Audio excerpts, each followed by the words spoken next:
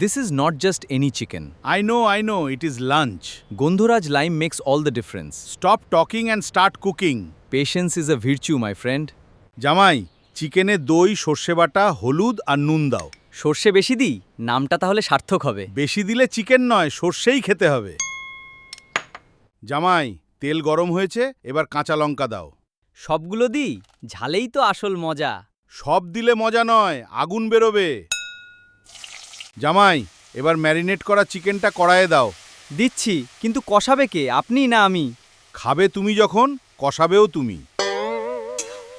জামাই, চিকেন হয়ে গেছে, এবার গন্ধরাজটা দাও। পুরো লেবুটা চিপে দিই, গন্ধ ডাবেল হবে। ডাবেল গন্ধ নয়, টকে মুখ বেঁকে যাবে।